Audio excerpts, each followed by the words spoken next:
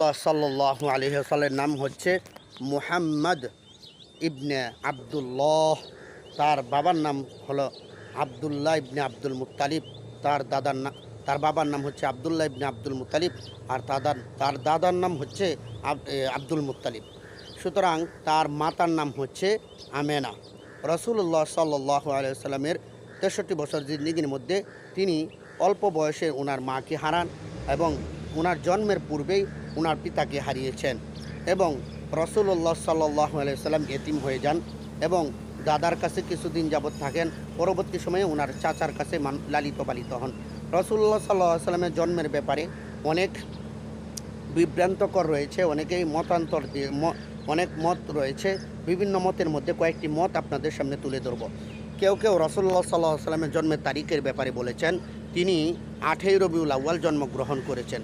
আবার কেউ কেউ বলছেন যে না,